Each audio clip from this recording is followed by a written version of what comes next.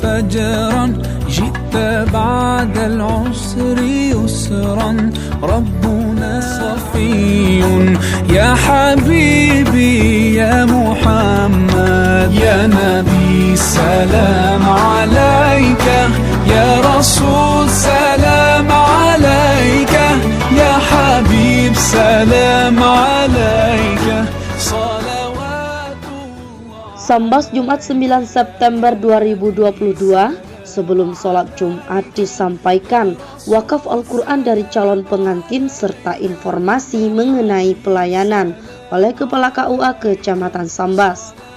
Di antaranya pencatatan nikah, dikatakan perlindungan hak-hak atas anak-anak hasil pernikahan siri tersebut sangat lemah.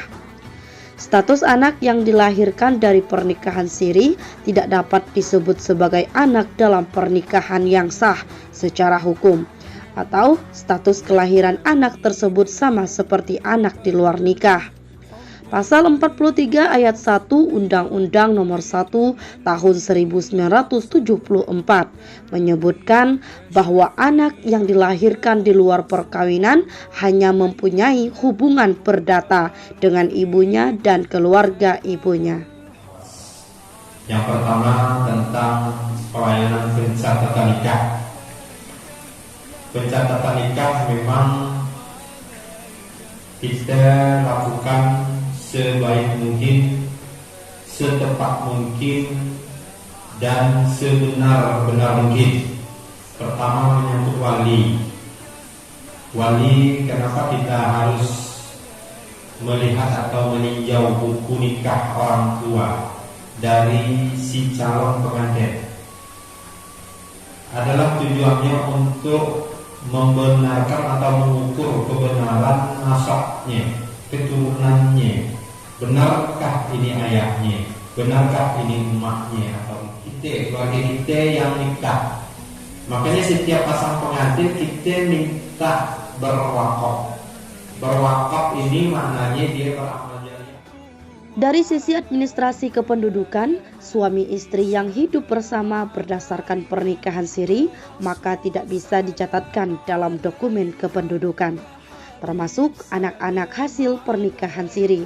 Secara administrasi hanya ada hubungan dengan ibunya saja, sehingga perwakilan atau nasabnya susah untuk diukur secara jelas dan tegas, ungkap Kepala Kantor Urusan Agama Kecamatan Sambas, Ahadi Esos, dalam kunjungannya di Masjid Hidayatullah Desa Sebayan, Dusun Sedayang.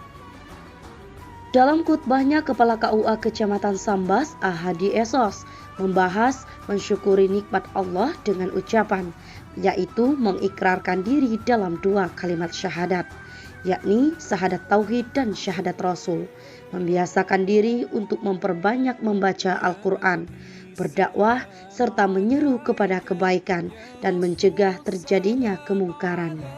Dengan tema mensyukuri nikmat Allah Subhanahu wa Ta'ala. Mensyukuri nikmat Allah Subhanahu wa Ta'ala ini merupakan bagian daripada yang harus kita lakukan, dan memang ini wajib bagi kita untuk mensyukurinya. Sebagaimana difirmankan oleh Allah dalam Al-Quran, A'udzubillahi minasyaitonir rajim.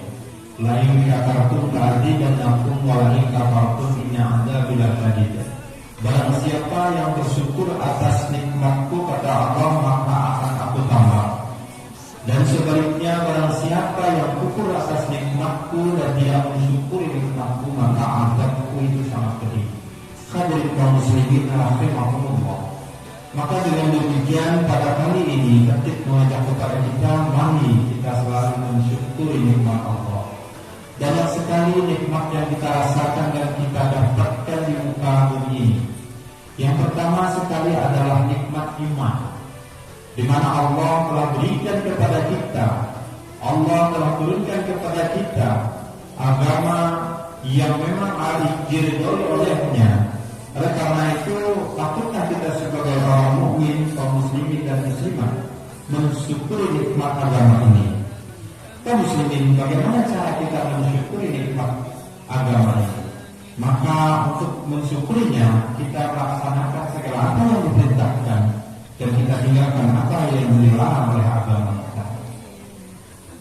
Sebagai umat Islam, ibadah pokok atau rukun Islam itu dibagi dalam 5 bagian. Yang pertama, rukun Islam adalah mengucapkan 2 kalimat syahadat.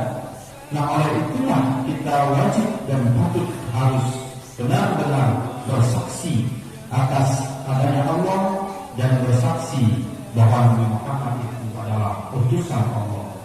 Kaum muslimin rahimakumullah. Setelah itu apa rukun Islam yang kedua? Kita mendirikan sholat. Sholat itu adalah bagian daripada rukun Islam. Pada hari ini kita melaksanakan ibadah sholat Jumat. Ini maknanya kita telah beriman, maknanya kita telah melakukan rukun Islam itu sendiri. Selain daripada sholat Jumat, sholat wajib yang lainnya ada 5 waktu sehari semalam. Sekedar mengingatkan kembali agar kita tetap berjalan di atas ridha Allah dan berjalan di Islam yang memang Allah anugerahkan untuk kita. Kaum muslimin rahimakumullah, sholat 5 waktu sehari semalam itu ditambah dengan sholat sunat lainnya. Maka kepada kita ingin berinvestasi akhirat lebih banyak lagi untuk kita terima nanti setelah meninggal dunia, maka mari sama-sama kita menunaikan ibadah sholat itu. Selain daripada itu, tentunya kita menunaikan perintah zakat. Perintah zakat ini maknanya kita diberi atau dikeluarkan. Allah telah titipkan rezeki yang Allah berikan kepada kita. Ini digambarkan dalam Al-Quran Al-Baqarah bahwa ciri orang yang bertakwa yang pertama adalah beriman kepada yang baik, yang kedua adalah mendirikan sholat, dan yang ketiga menafkahkan sebagian rezeki yang Allah telah berikan, yang telah Allah titipkan kepada kita. Alladzina yu'minuna bil ghaibi wa yuqimuna sholata wa mimma razaqnahum yunfiqun. Kaum muslimin rahimakumullah, maka terpatrilah keimanan pada diri kita jika kita menjalankan baik itu perintah sholat dan menunaikan zakat. Kaum muslimin rahimakumullah, sebagai bentuk peduli sosial kita terhadap lingkungan kita, terhadap para duafa yang patut menerima bagian dari rezeki yang Allah telah titipkan kepada kita. Nah, Islam kita kenal dengan santun, sopan, berbagi dan peduli. Maka oleh karenanya dari harta yang kita dapatkan itu ada di dalamnya zakat, infak dan sedekah.